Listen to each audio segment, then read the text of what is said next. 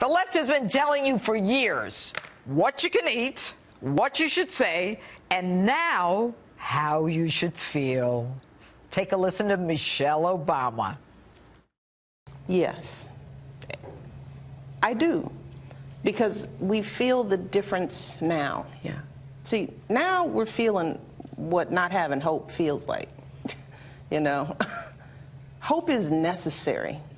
It's a necessary concept. What else do you have if you don't have hope? Really? This from a woman who in 2008, at 44 years old, said for the first time in her life she was proud of her country when her husband was running for president. And now, 8 years later, you're out of hope, Michelle? You've lived a life few can even imagine, at the citadel of power and prestige in the world. You and your husband, blessed by God and the American people, with the unique and historic opportunity to not only lead America from that shining place on a hill, but impact Americans and give them hope that virtually no others can. And now that you're leaving, hope is gone? Since when does hope rise and fall with you and Barack in the White House? But it doesn't end there. When asked if your husband's administration achieved his promise of hope to Americans, your answer, a resounding yes. Quote, especially in times of crisis and turmoil. Are you kidding?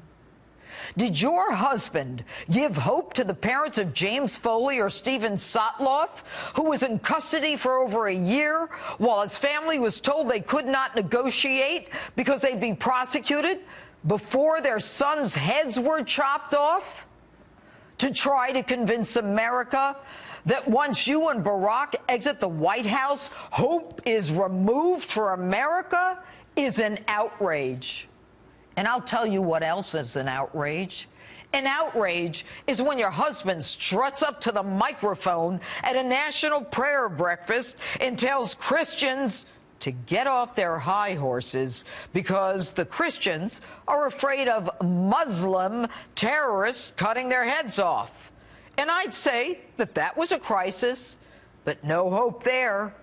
ISIS today only looms larger. And by the way, Michelle, have you heard of San Bernardino, Orlando, or that workplace violence that happened at Fort Hood in Texas? In times of crisis and turmoil, like the 13 hours those heroes were on a rooftop in Benghazi, your all-powerful husband never bothered to explain to us where he was and what he was doing that night. All we know is the only power that he was ready to unleash was Air Force One to fly to Las Vegas for a fundraiser the next morning so that you guys could live the life another 4 years in the White House. But I get it. For you, hope is gone. You and your family and friends won't be able to fly to another 46 countries with security and hair and makeup in tow. Michelle, you may not realize it, but Americans rejected you and everything you stand for. They know what hope is.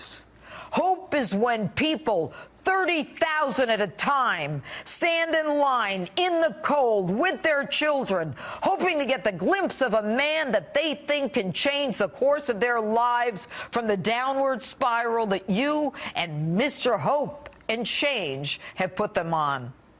I'll tell you what hope and change is. Hope and change is when people show up 20,000 strong after an election, desperate to see the man who actually brought back jobs, almost 1,000, when your husband said it was impossible to bring them back at Carrier. And by the way, if you want to know what it really feels like to not have hope, just walk out of the White House. As ordinary Americans, you'll see real fast.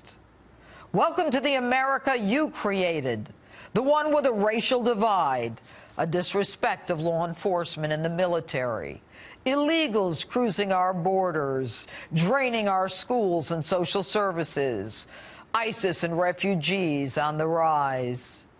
No hope? Michelle, I'm surprised at you. What happened to when they go low, we go high? And that's my opening statement. Tell me what you think on my Facebook page or Twitter. #Judge Jeanine. And joining me now